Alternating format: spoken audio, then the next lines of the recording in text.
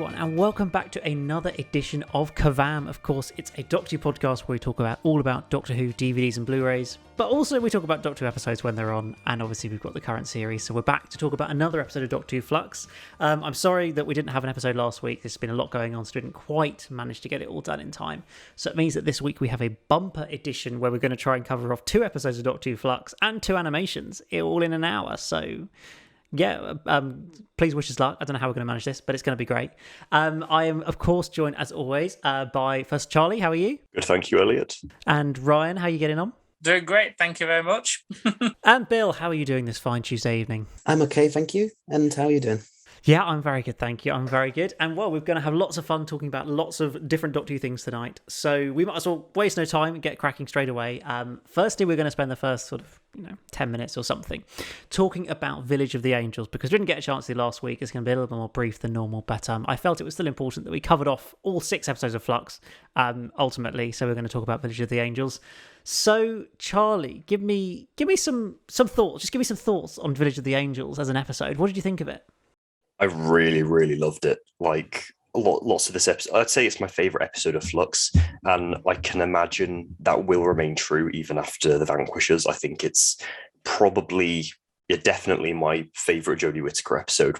Probably in my top 5 or so of New Who. It's absolutely fantastic. Okay. I feel, wow. Yeah, I feel it's quite ironic how Chris Chibnall has actually done a better Weeping Angel story than Stephen Moffat's 3, in my opinion, probably. Controversial. Yeah, I mean, I don't necessarily disagree with you, but yeah, it's a big opinion. Well, Ryan, I'm sensing you don't quite have as high praise for it. Well, actually, because given up until then, I've enjoyed War of the Sontarans, whereas the others, episodes 1 and 3, I've been very lukewarm about. Episode 3 mostly, and I was hoping that this would be good. I actually really loved this episode. I think it's up there with Fugitive of the Jadoon and The Haunting of Villa Diodati as the top 3 best Jodie Whittaker episodes of her era. I just found it to be absolutely fantastic. I don't know if I'd go as far as to say it's better than Blink or The Time of Angels, Flesh and Stone 2-parter, but I would say it's maybe slightly just above or on par with The Angels Take Manhattan for me. I still really loved this episode, and all I have to say is, Russell T Davis, if you're listening, please get Maxine Alderton onto your writing staff, please. Indeed, I sense some of the better Weeping Angel parts of that story probably did come from Maxine, so I would hope that we might see her at some point in the future, because obviously she's not going to get a run out again during the Chris Chibnall era. Bill, what did you think of Village of the Angels? Do you share the high praise of Charlie and Ryan? I do actually, yeah. I did think it was a really, really solid and great episode. I would say it's definitely, I think, one of the best Jodie Whittaker episodes. I'm not sure how I'd rank it yet, but yeah, definitely one of the best. And it's a very good Weeping Angel episode as well. And I think I'm not sure yet how I would rank it as well with The Time of Angels and The Angels Take Manhattan, but I would say that it is definitely at least on par with Blink, or at least just slightly below it anyway. Okay. So yeah, it's really good, and the cliffhanger to that was just, wow, that was so amazing. Yeah, indeed. I think it was probably one of the best cliffhangers I can remember in Doctor Who, even if, well, I'm sure we'll talk about the resolution of the cliffhanger later in this podcast, but the cliffhanger itself I thought was absolutely cracking, and just, topped off that episode. I mean, did we all enjoy the kind of portrayal of the Weeping Angels in this episode? It felt like it was a very much like back to the kind of original style of the Weeping Angels to an extent. We didn't have all the seeing them moving that we saw in Time of Angels and stuff. It was very much the classic, blink and you go into the past vibes. Did you guys enjoy that? Yeah, definitely. I mean, in a way, funnily enough, how they sort of operated, it kind of reminded me a lot of the Time of Angels 2-part in terms of whatever holds the image of an angel becomes itself an angel and that sort of thing. And I'm glad how they took that to a whole new degree with because Claire had a premonition of an angel in her mind. It created an image in her head, and that manifested the angel, the rogue angel inside of her, and formed a connection. And I just thought that was such a great way of taking that sort of concept to a whole other level, and also the bit where the Weeping Angel is talking to Jericho, and then suddenly it comes out of that screen. I just thought that was such an amazing piece of visual imagery. Same with them, as they're trying to burn the image of a burning Weeping Angel. I thought that was just, and just seeing all that visual imagery and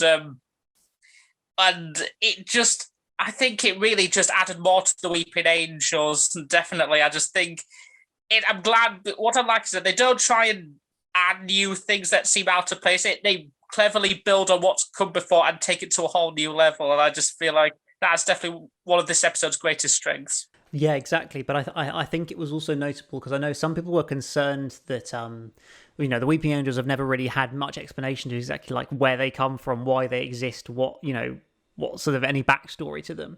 I think people were worried that we'd suddenly get a load of backstory and explanation of how they came into being, something related to the Division or whatever. But actually, we still kept all of that mystery in this episode. There wasn't, sure, they were employed by Division, but there wasn't any indication of actually who they are, where they're from, or anything like that. Certainly, I don't think Survivors of the Flux has proved that they're anything to do with the Time Lords, particularly. I know people have always theorised, are they, punished Time Lords or whatever? But I don't think that these episodes have really implied that, and I quite like leaving that sort of mystique to those as characters, where so many others we know all the backstory, you know how they were originally created and whatever. Whereas keep a big monster sort of more open-ended and open to interpretation, I think is a really good idea. But Charlie, so this episode was obviously what we think. I think we were discussing about this a couple of weeks ago, was about how it was part of the original series 13, alongside the Sontaran episode that we got a couple of weeks ago. Do you think this episode would have worked better if it wasn't part of the long-running narrative, or do you think actually they kind of incorporated it so well into the Flux narrative that actually that helped the story? That is an interesting question. I do think I did love the story a lot. Like I said, I prefer it to Blink. I think it's really, really good. But at the end of the day, I don't really feel this was very necessary for like the whole Flux narrative at all. Yeah. I do feel it could have very easily been a standalone story, even more so than War of the Sontarans. I feel that was basically the entire plot, really. There was a bit of stuff with Vinder and Bell, but not much, I feel they could have just done it so the Doctor, I don't know, they could have done it some other way so it just links to Survivors of the Flux. But either way, it was really good. But yeah, at the end of the day, it does feel quite jarring how we've got, some crazy Flux stuff, Sontaran story, crazy Flux stuff, Weeping Angel story, some more crazy Flux stuff. So it just, I don't know, it does feel a little bit jarring, although I still love the story. Yeah, I think it was always going to be the challenge of trying to incorporate almost two different series into one, basically, by what we originally were going to get, and now the Flux narrative that we've ended up with.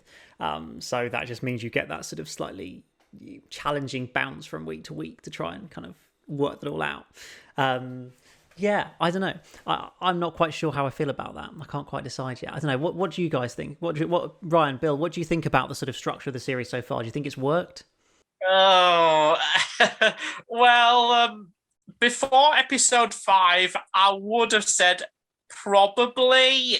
It does seem like it's going at a decent pace, a bit rushed, but I would say it was decent.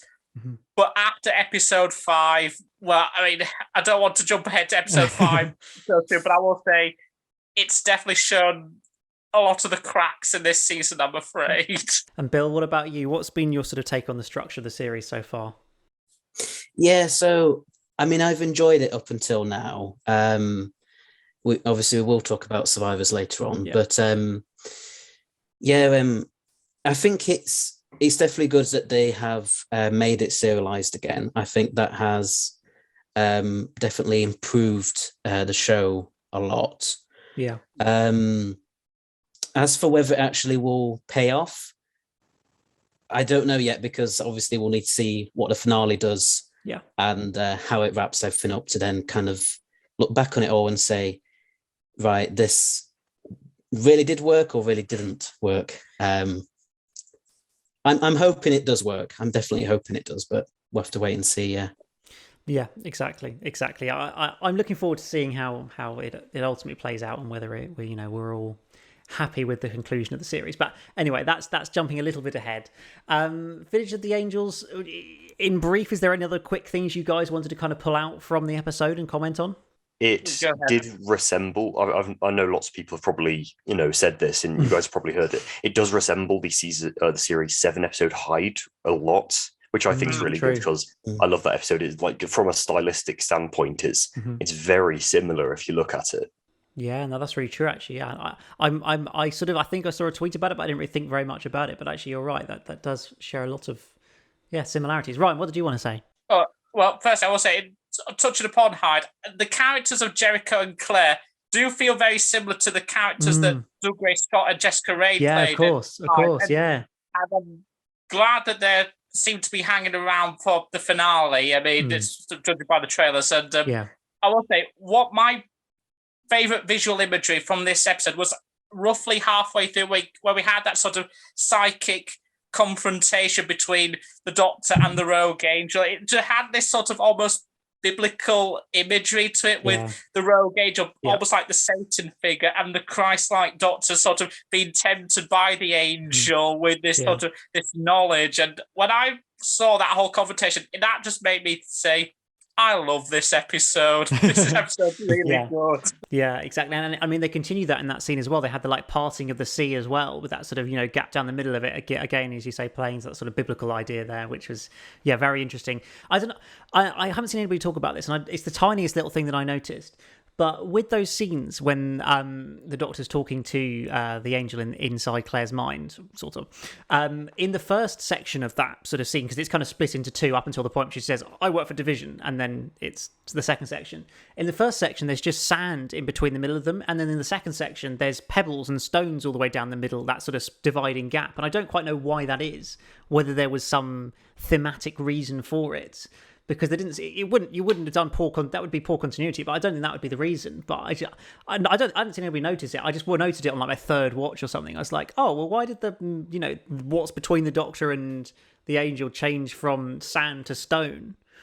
I don't know. Is it meant to say something about the Weeping Angels obviously being stone? I don't know.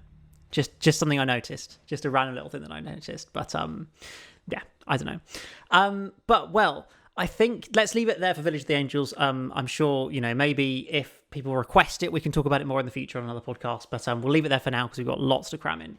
But I think fundamentally, it's best episode of Flux so far. Absolutely, definitely the best one. Yeah. Brilliant. Well, let's have a little chat. Take a move away from Doctor Who Flux for a minute and chat about another classic story from the history of Doctor Who. It is, of course, Galaxy 4. We briefly mentioned it in our last podcast. I hadn't yet seen it. I think, Charlie, you'd only seen a little bit of it.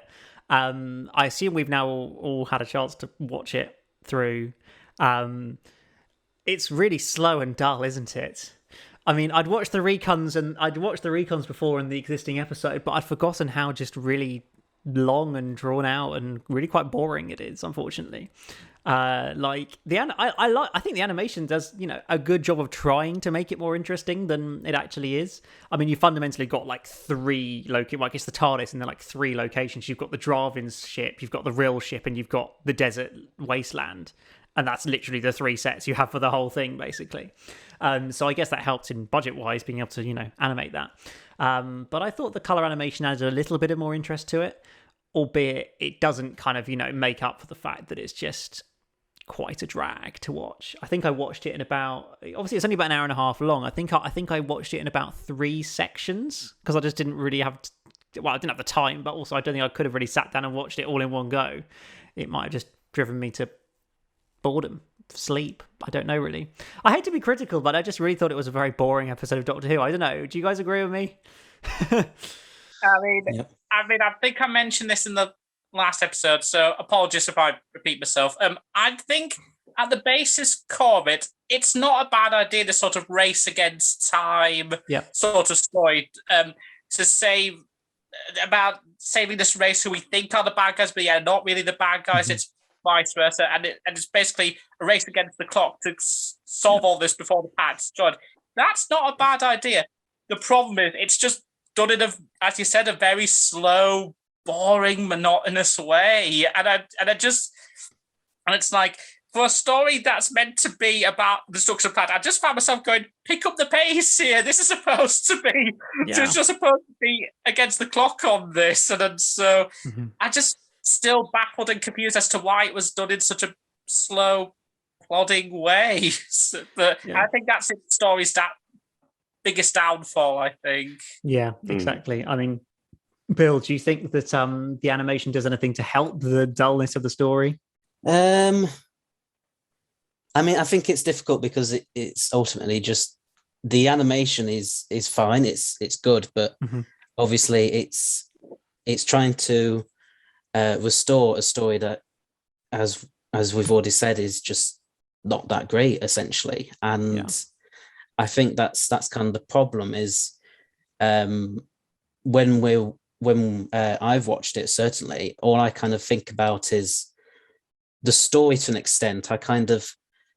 It's like I'm kind of focusing more on the story than on the actual animation in a way, because I just think, why have they managed to make 4 episodes out of this when you could probably have just made 1 episode out of it and swapped the run times of Galaxy 4 Mission to the Unknown Round, and that might have worked a bit better.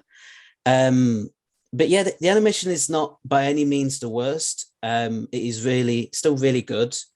And I think purely to watch the animation itself, I would recommend people get this release if they haven't already. Yeah. But if they're looking for a really great story besides the animation, yeah, you'd be better looking elsewhere, really.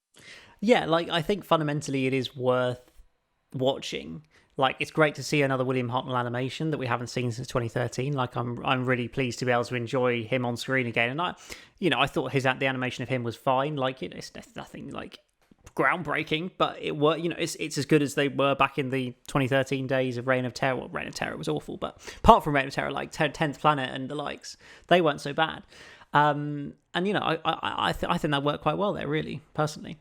But well, obviously we're a podcast where we talk about the DVDs and Blu-rays and the special features, so we should probably mention some of the special features on the Galaxy 4 release.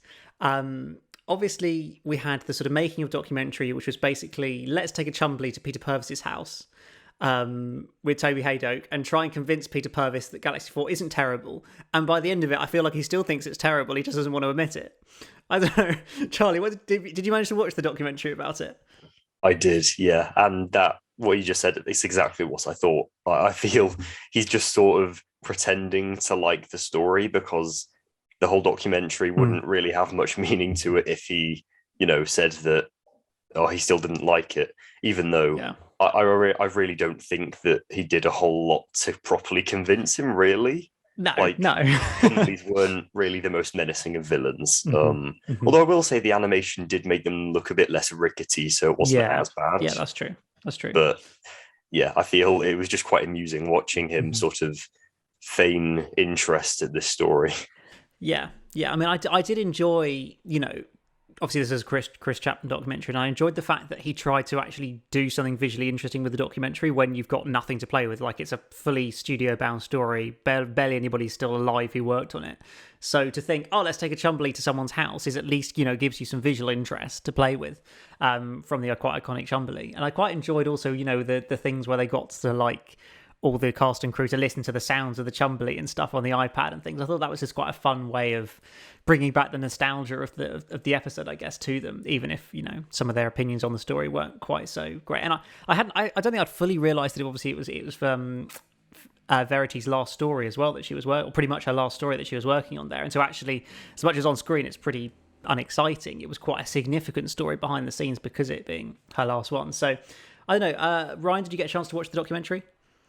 Yes, I did watch the documentary, and it was a fascinating watch because the fact that it was a Chris Chapman documentary and Toby Haydock's hosting it, who I think is always a delight. It does try and paint a picture to make the story more fascinating than it actually is. But Maureen Bryan, who plays Vicky, she said that it's the one she enjoyed the most. So I know, yeah. What do I know? Indeed, it's a Verity Lambert. And you're right. It's a bit weird that this happened to be her last one. I always assumed that it was the Time Meddler, the last story of season 2, that was her last one. But so yeah, there was a complete surprise when it was revealed that this, and to some extent, Mission to the Unknown was her last ones, and it's a kind of a shame that for the first producer of Doctor Who, one of the most important things of Doctor Who ever, that she kind of went out on a bit of a limp note to some extent. Yeah. No, it is a bit of a shame that these are the stories she came to end on. But it was at least interesting in the documentary to be able to hear a bit more about that story and understand that was, the situation behind the scenes. And yeah, if Maureen O'Brien likes it, then maybe we shouldn't be quite so hard on it. And if it was her favourite story, then maybe we should give it something for that at least. And then of course the other documentary, the sort of other main documentary that was on the release was a really interesting feature meeting the chap who rediscovered the Galaxy 4 episode, that Airlock, that was existing along with an episode of Underwater Menace, meeting him and understanding the story behind how it came into being, the fact he just had it sitting in his private collection for years and didn't realise that it was actually missing. I thought that was absolutely fascinating. And then also getting on Jan Vincent Rudsky, who saved the clip that we saw in the first episode. That's the 6-minute clip that still exists because they used it on the Who's Doctor Who documentary in the 1970s. Like, it's crazy how some of this stuff has been saved. And so I don't know, whenever I watched, I remember there was one on The Enemy of the World as well, a documentary about the recovery of that. And whenever I watch these sort of documentaries, it always just gives me this, hope that we're going to get some more coming back. And, suddenly it reminds you, oh, wait, this has happened in the past. Surely it could happen again. Bill, I mean, did you watch the documentary? And if so, does it give you more hope for the future of missing episodes coming back? Unfortunately, I've not been able to get around to any of the special features yet, but I think I've seen a small little clip of that documentary. I think they may have released it on the official Doctor Who YouTube channel. I'm not too sure. Something like that, I think. Yeah. So yeah, I've seen a bit of that, and I found that really interesting, just going off that one clip, because like you say, it's just always so fascinating to find out how they were recovered and the stories behind them and everything. And then it does give you a sense of hope that hopefully at some point in the near future more will be found. I'm really looking forward to watching the special features because, as always, I think with a lot of releases, even if the story itself is not that great, you can always get something out of the special features, I think. So I'm really looking forward to watching them. Yeah, exactly. And I think, that's why we've got a podcast all about it, because even if a Doctor Who story isn't very good, there's often so many good features about it or related to it that, we can talk about and have some fun with. And I think that's what's a real great part of, the Doctor Who DVD and Blu-ray franchise, frankly, that we all buy into so much. But I think that pretty much leaves us on Galaxy 4. I have to just say my highlight of the animation of Galaxy 4 has got to be the scene of Mission to the Unknown that's at the very end of the story. That was the best bit for me. I think, sure, Galaxy 4 was great, but come on, give us a Mission to the Unknown animation and Dalek Master Plan. That's what we really want, guys. Come on. They must know we want it, surely. Hopefully a sign of better things to come. Hopefully. Fingers crossed, everybody. Fingers crossed. I'm really hoping that we will get a Daleks Master Plan at some point, because, I mean, they've managed to do 7 of Evil of the Daleks. Yeah, surely another... It's only 9 they have to do for Dalek's Master Plan, isn't it? Exactly. I mean, probably they'll do all 12, but yes, technically they only need to do 9 of them, indeed. So you think that wouldn't be too difficult? If it means we get it sooner and maybe it's a better quality, I would rather they do just the 9. Yeah, I agree. You don't need them to animate the ones that exist, especially if it means we can actually get it.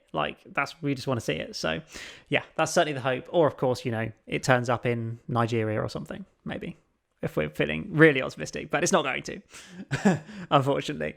But, that pretty much leaves us for Galaxy 4, I think. So why not? Let's move on to this week's, which I think might be a little bit more controversial.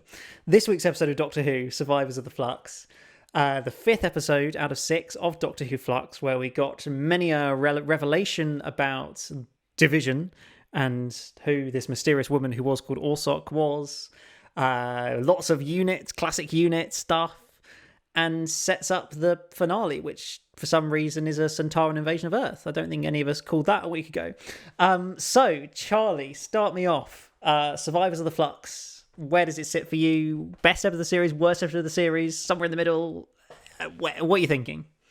Probably somewhere in the middle for me. I think when I first watched it, I loved this about as much as Village of the Angels. I thought it was really good, and it has definitely gone down. I think it sits on around the same level as Halloween Apocalypse now. Better than Once Upon a Time, not as good as War and Village. I think it's just sort of sitting there in the middle. I think it could have been much better, but I feel that they had a bit too much going on, considering it was a penultimate episode and we should have had all these plots, come together by now. And I feel lots of it was just a bit of an exposition dump. Like we didn't get answers just, slowly drip fed to us. They just sort of decided to put it all in, some scenes of this episode, which I don't know. I feel that the pacing and structure of this was a bit off, while the ideas they had were pretty good. Yeah, exactly. I think it's... I kind of was in the same boat. I really enjoyed it on first watch, and I still enjoyed it second time round, but I could kind of see the faults a bit more. I think I could see... When you sit and think about it, you kind of realise what this episode is, and it is basically a necessary part of the series of dumping lots of information, as you say, lots of exposition, lots of setting up the finale. Like, it kind of has to be there, but maybe isn't the most edifying watch as an episode, and maybe not one that certainly not one you'd go back and watch individually outside of the Flux narrative, because I don't think it really would stand up on its own as an episode, but that's kind of not the point. Bill, what was your thoughts on Survivors of the Flux? Yeah, so I've just before we started this, obviously I just finished rewatching it a second time. Yeah, and I don't know, because for me it's a very strange episode to comment on at the minute, because like I said earlier, you for me, I'll have to wait until the finale has actually aired to then say, because this is basically a two-parter, to then say whether I actually enjoyed it or not. But I think, there was definitely elements of it that I liked. I liked the unit stuff especially, although, again, I'm still not too sure why the Grand Serpent attacked unit specifically, although I guess maybe he was trying to break down the defenses of Earth, and unit, I suppose, would, even though it's not really around in 2021, would still kind of count as one. And then I enjoyed, like Charlie said, I enjoyed the explanations that were given, and I thought they were all really good, solid ideas. Like, I mean, we all knew that the that woman, Aswok, I think her name initially wasn't it? Would turn out to be, that's it. Would turn out to be Tech Team. So that wasn't really a massive surprise. And then for her to then kind of be killed by Swarm, I didn't really feel like I'd gotten enough time to come to know her character to then feel that much for it, although it was still like, oh no, sort of like, wow. And then this is not a bad episode by any means, and I wouldn't say it's the weakest, but I'm not too sure yet as to where to place it, because, like I say, it depends on the finale itself, and whether the finale can wrap everything up and give us a satisfying conclusion to this series, which I'm hopeful for, but we'll have to wait and see. Indeed, it's the big question. We're all going to have to wait and see whether Chris Chibnall can pull off the seemingly impossible in 59 minutes on Sunday evening, but we shall see. So Ryan, come on, hit me. I'm sure you've got some strong opinions on this episode, so go for it. Oh, geez, where do I even begin? After I watched it for the first time, I felt exactly like that clip in The Simpsons of Krusty the Clown just going, what the hell was that? And that's how I felt after watching. So I actually watched it 2 more times afterwards. And so after much thought and taking down so many notes, I'm surprised how many notes I got through. I'm debating whether or not this might be my least favourite episode of the series. I'm just debating whether or not it's better or worse than episode 3, because I feel like it's suffering from the same problems as episode 3 and to a certain extent episode 1. The fact that there's so much going on, so many different plot threads, so many different ideas, that it's hard to keep a track on which is the central one I'm supposed to keep focus on. Like, even now I'm still having difficulty, like, what is the central storyline I'm supposed to be focusing on? Is it to do with the Sontarans? Is it to do with the Grand Serpent? Is it to do with Swarm and Azure? Is it everything to do with the Division and everything? It's just, it feels like there's so much going on, and I feel like maybe this would have worked better if this series was twice double the length, so we actually had a full 12 episodes and not just cut down to 6, because I just feel like trying to do all these stories, these plot threads in a short amount of episode time, it just feels like Chibnall is biting off more than he could chew. It's slightly off tangent, but this is kind of reminded me of when I saw Marvel's The Eternals like a week or so ago. Like, that was a film that was 2.5 hours. It had so much, it had so many ideas in it that it just felt like it was hard to deliver all of them satisfyingly. And I felt like this series is kind of having the same issues. And I know it's maybe a little bit too early to tell yet, but in terms of how this series would rank with the other series, but I think this is getting near the bottom, and I think it's because of this episode that I'm starting to notice more the cracks in this series, that it's all the problems of this series are starting to manifest themselves. I think this episode brought those flaws out into real light, and because, I mean, I took in so many different notes here and me questioning every single thing, like, but hang on, does this matter? Does this add up to anything? Is this going to get resolved? Is this going to get dropped? What did this plot thread really matter? And all this and that. And usually, whenever I watch a Doctor Who story, whenever there's only like one or two that questions like that, it doesn't really bother me that much. But because there were so many of those, and so many of those questions, it kind of ended up detracting my enjoyment of this episode more. And I really wanted to be positive about this because I was riding on such a high after episode 4, The Village of the Angels, that I was really just excited for this one. And unfortunately, I was just left more baffled and confused, either just as baffled and confused as I was with episode 3, or maybe even more so than that one. Yeah.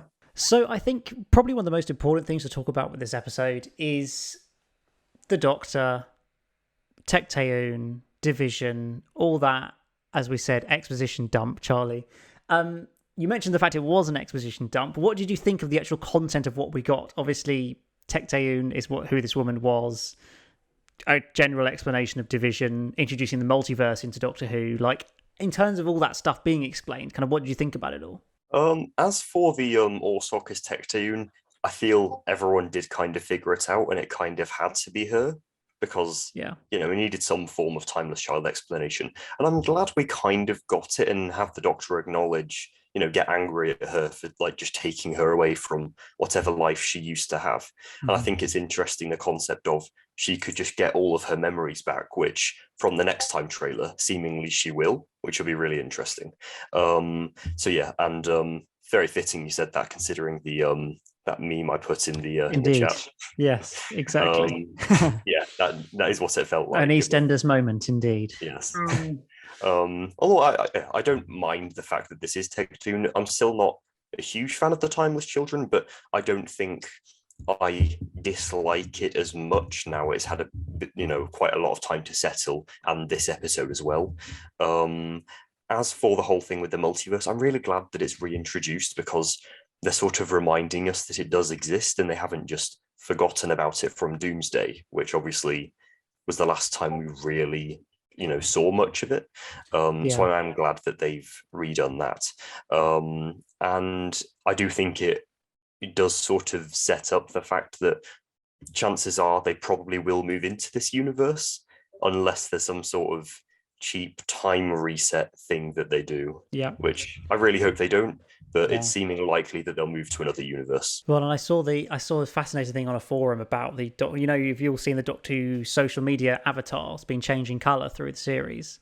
It started at orange and it's worked its way all through the colours and is now heading towards being blue. And our current universe, it depicted in the episode, is orange, and the universe 2 is blue. So that I just thought that was really cool that the marketing's tying into that, and so certainly implying that we're going to move over to Universe 2 in the next episode. I mean, how the fallout of that will be, like, you know, do all our favourite companions and stuff still exist in Universe 2, or how does any of this work? Hopefully Chris has a plan. We have to be optimistic that he does. Although I would kind of prefer that to him just pressing as you say, Charlie, just pressing the reset button, because that just would feel really, like, cheap. You know, let's wind back time, Lost of the Time Lords vibes. I feel it'll just, like, cheapen the entire season for me. Yeah. Like, everything's been building up to it just won't matter. Another thing I want to know, just to quickly say, is where is the Master?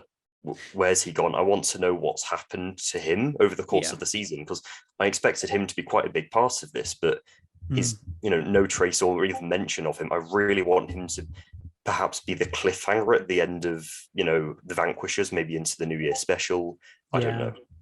I think they're saving him for the Jodie Whittaker's final episode. I feel like if he's going to be in any future episodes, it's definitely going to be in the last episode. Yeah, and he's going to be in that. It makes sense, because if her final episode is going to wrap up everything, then it kind of makes sense. Like, he was there to start this whole mystery, and then he's there at the end of it. So I feel like if he is going to show up, I think it's more likely it'll be around her final episode of the BBC Centenary. Yeah, exactly. That's certainly what I'm thinking is most likely. But yeah, it is interesting to note what's been, you know, where's he been, what's been going on. I mean, I've seen people theorize that the door 9, the all like eternal death door in the Williamson tunnels, could that be the door to the destroyed Gallifrey, the dying Gallifrey, where there's eternal death because everybody's died there? Don't know. Sounds like an interesting concept. I like it. But Bill, we obviously saw a lot more of UNIT in this week's episode, which is I thought was quite fun and quite exciting. We kind of got a potted history of UNIT. We got a line of dialogue from the Brigadier thrown in there. Like, I thought it was great. What did you think of all this UNIT stuff in this episode that we haven't seen for a while? Yeah, I really liked it. The one problem I have with the UNIT stuff, and like, I liked the Brigadier's little cameo, don't get me wrong, but the thing is the way it all ties into the timeline of the Brigadier's personal history and UNIT's history and everything, it doesn't make much sense to me, because I'm sure in his first appearance in the Web of Fear, he was supposed to be, the Brigadier was supposed to be just a normal, regular army colonel in that, I believe. And then he didn't, at least the impression I always got was he didn't actually start working for UNIT until around about the time that the invasion took place, and he was obviously promoted to brigadier and everything. So to then find out in the 1967 scenes in this episode that he had been a corporal working for UNIT, didn't make much sense. I know obviously the UNIT dating thing. UNIT dating is a disaster, yeah. Yeah, it's a complete disaster, which is why I've personally never given it that much thought anyway. But no, indeed. I just thought it was something that kind of did confuse me a bit, because I was kind of thinking, hold on, how does this tie together? I think I did see someone, it might have been on Twitter, that said, you know, it could be something to do with the Flux. Maybe the Flux has messed up the timelines or something. Yeah, I mean, it'd be a good explanation for UNIT dating, wouldn't it? That the Flux has messed it all up. But yeah, that just kind of stuck out to me as a bit strange. But other than that, yeah, I'm just looking forward to finding out why exactly the Grand Serpent there is there next week. I mean, it probably is, like I said earlier, just to get rid of UNIT in a way, which then of course ties into Resolution and the whole UNIT being disbanded and everything. Exactly.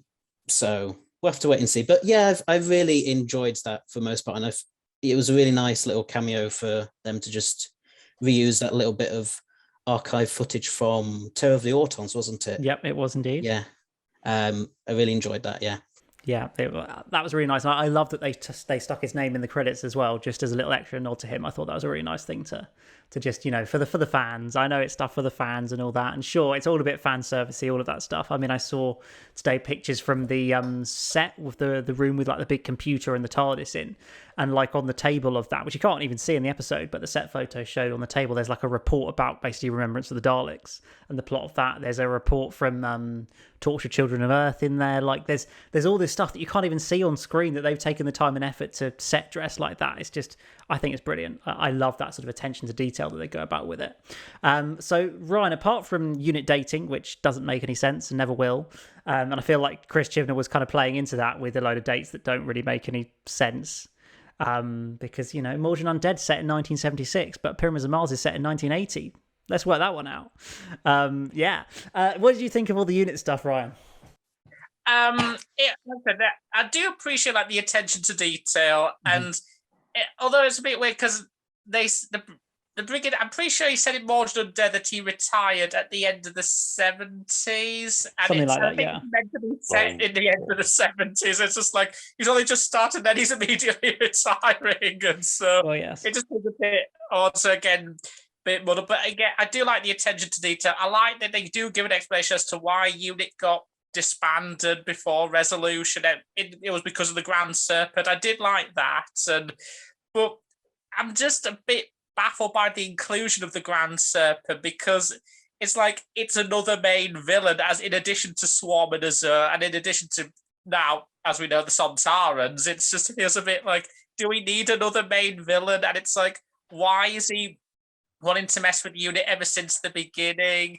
And what is his grand master plan? Why does he want to work with the Sontarans? And I feel like I know some of these answers might get explained in next week's episode, but it just feels a little bit odd in addition to that. I think, again, this is kind of tied back into my thing of like, there's so much stuff going on in addition to all the other stuff going on that it's a little bit hard to keep track of. And the fact that the questions that it brings up was a little bit hard to get to. But as I said, I did appreciate Kate Left Stewart popping up and explains why she hasn't been seen since, the Zygon two-parter. And again, I appreciate all the little details. I'm just still a little bit like uncertain about why the Grand Serpent was needed when it could just have been probably Swarm in disguise or something. It just feels like another edition on top of another edition. Yeah, it does feel like we're approaching that point where we're throwing so much into this episode and obviously into the finale as well. I mean, we haven't even mentioned the whole, Dan and Yaz and Professor Jericho going on their slightly pointless jaunt around different places in the early 1900s to ultimately, for some reason, go to the Great Wall of China to write a message that definitely wouldn't stay there for 117 years for Carvanista, who doesn't have a time machine, who can't even get there anyway. It felt like just a bit of, we have to give the companions something to do and we need to fill up some runtime, so let's give them a nice fun romp with some funny characters and whatever. And sure, it's a bit of fun, like I'm not going to say it's not fun, but it also is kind of pointless. And they do all that and then they end up in the Williamson tunnels, which wasn't where that plotline was leading at all anyway. I'm sure Trivian will go, well, that's the twist, but it just felt a bit like, I didn't love that part of the episode. Like, first time around, I was like, well, this is cool. But then you realize where it's going and you realize, oh, this hasn't really got any direction. You've got, for some reason, somebody trying to kill them early on that's something to do with the Grand Serpent, and then that's completely forgotten about. Like, literally, it's not referenced again, and there's no apparent reason why the Grand Serpent would be trying to kill them in 1904. I don't know. Any Charlie, you got any better explanation for these scenes? Not really, to be honest. I don't really understand the whole point of the Grand Serpent and why he's invading anyway. What is his plan? Is it just taking over the Earth with the Centaurans? But why? There was a vague sort of explanation by Tech-Dune, which basically was saying the universe is so tiny now, just a few galaxies, that all these displaced beings are like invading for space. And I kind of get it, but I don't understand why they were trying to kill Yaz and Dan. That really didn't make any sense. That guy, the assassin with the snake tattoo, I just feel like it's a weird thing. I'm just now wondering, is that going to get explained, or is it just going to be a thing that's going to get discarded and forgotten about? It's just like, oh, it's just a random person. It was really odd. And as you said, with this whole when Carvanista, when he just goes that message, and it's like, I don't have a time machine. Why would I do it? And I'm just like, well, what was the point of all of that? I felt like I was just covering my head in my hands. I was just like, oh my God, what was even the point? Yeah. And what I started to notice is that Dan and Yaz haven't really had any real interaction with the Doctor, hardly at all in this series. They've just been their own separate story. Dan has no relationship with the Doctor at all, literally none, and he's meant to be a companion, and he has nothing. Yeah, straight. And it's kind of been like that with a lot of the companions. Well, ever since Series 11, I'm just kind of now just thinking, why did this Doctor really need companions to begin with? Why couldn't you just have one-off companions in each story, since it seems like they're more the companions than the actual companions? I mean, look at Village of the Angels. I feel like the companions in that were Jericho and Claire more than Yaz and Dan. And it's really baffling me, and it's starting to become one of the noticeable flaws of this era, especially not just with this series. And also with Vinder and Bell, they seem like really interesting characters to begin with, but ever since episode 3, I feel like they've just been along for the ride, and they just faded into the background. It's the same way with Swarm and Azure as well, who are supposed to be the main villains, but yet they're sort of not anymore. It's kind of the Sontarans as well. It's confusing. I mean, I feel like for Vinder and Bell, the fact they're still giving some focus surely means they have to turn up and be really important characters like the Doctor's parents or something, because, you know, we've kind of slightly randomly shone a light on them and kept them ticking over until the finale, until something will happen with them. Surely it's not just a love story and they turn up. There's got to be some significance to the fact she's pregnant, and it's got to be some relevance to it, surely, rather than just Chibnall attempting to do some sort of love story that isn't really very good or well sold. I don't know. I don't know. Well, the finale, guys, do we think that Chibnall is capable of pulling this off? Do we think he can wrap it all up in 60 minutes? Bill, what do you think? I'm really unsure at this point. Like I said, I really want him to pull it off. Yeah. And I really want to look back at Series 13 or Doctor Who Flux as a whole and just think, you know, that was really good, solid series of Doctor Who. But yeah, I mean, having now listened to all of you kind of states how much stuff still needs to be resolved, I'm now thinking, I'm not sure if he will actually have enough time to resolve all this now. Even if the specials that are coming afterwards still had something to do with it, I'm still not sure if he's going to get everything resolved. But yeah, I hope he does. I really do, because I want to be able to look back on his time as showrunner and to think, well, it didn't start off well with Series 11. It improved with Series 12, and then hopefully it really, really shot up with Series 13. And but I'm not too sure at this moment in time. I really want him to pull it off. I really do, but I just don't know. I don't know if he can do. I don't know if anybody could do it, to be honest. If anybody could be able to pull off this much stuff in just one episode, I really don't know. Yeah, I mean, it's the old thought of writing yourself into a corner, isn't it? Really.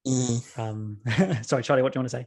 I was just going to say, I feel at this point I'm going to be relieved if it's a decent episode. Okay. Like, realistically, it's not going to be the most amazing episode. It's not going to be as good as Village of the Angels, but I will honestly be quite happy and relieved and satisfied if it is just a mediocre to good episode, just so it does sort of stick the landing.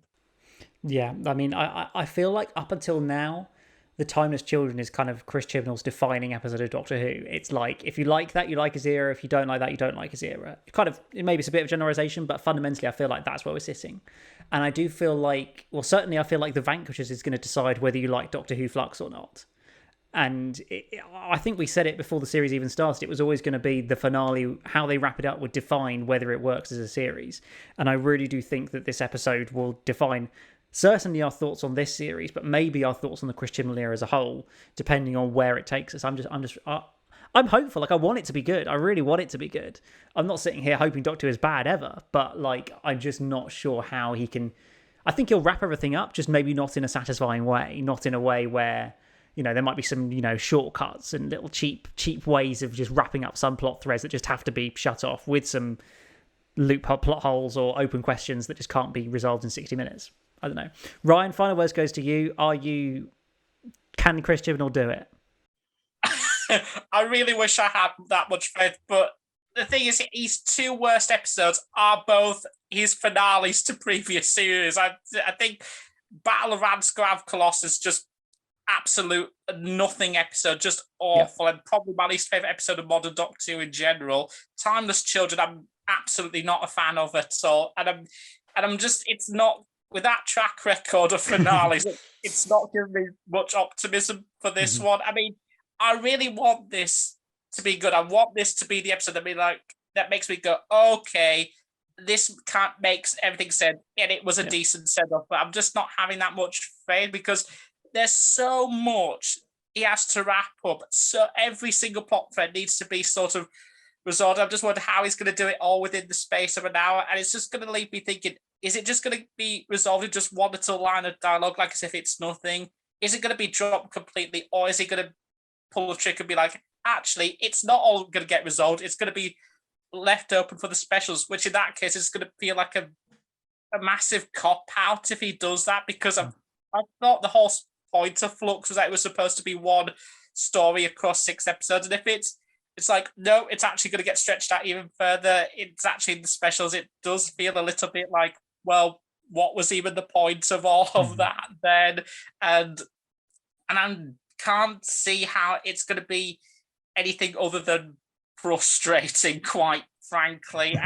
But I do think it's going to really determine, as I said, the quality of this series, and possibly determine the quality of the Whittaker era as a whole. I mean, to kind of echo what Bill said, as I said, I'm not a fan of Series 11. Series 12 was great up until it wasn't with the Timeless Children. And with this series, though,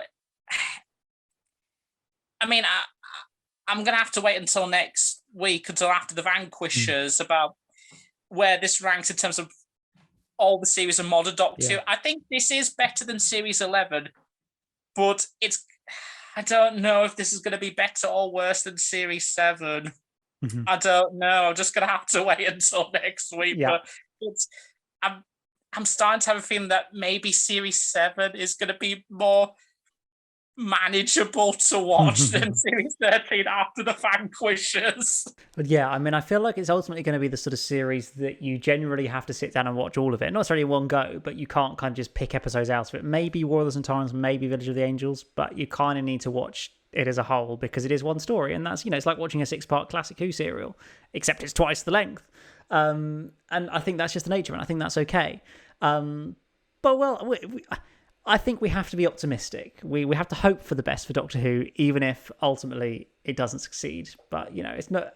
Even if next week is awful, we're all still going to love Doctor Who. So I guess that's one way to look at it, to make us feel a bit more positive about it. But I think we're coming towards the end of this podcast. One quick mention is the Abominable Snowmen was announced. The animation of Abominable Snowmen. Are we all excited for an animation of that to come next year? Yes. Yep. Yeah, definitely. Really looking forward to it. The animation looks really, really good. It does, doesn't it? Yeah, it's made by the same team who did Fury from the Deep, among others. So I'm really looking forward to seeing what they do with Abominable Snowman. We've known about it for ages. It's kind of been rumoured since this time last year or earlier. But it's nice to finally have it confirmed. And another animation to look forward to in 2022. So that's all very, very exciting. But that's about all we've got time for this week's edition of KerVAM. We will be back next week to talk about the Vanquishers. I'm sure we'll have a long old podcast to talk about the Vanquishers because I think it's going to need it. But yeah, until then, as always, please do check us on all the socials. We're on Twitter at KerVAMPod. You can also check us out on Spotify and have a podcast and on my YouTube channel, EMS Productions. But that's about it from now. From me, Charlie, Ryan and Bill, it's goodbye for now.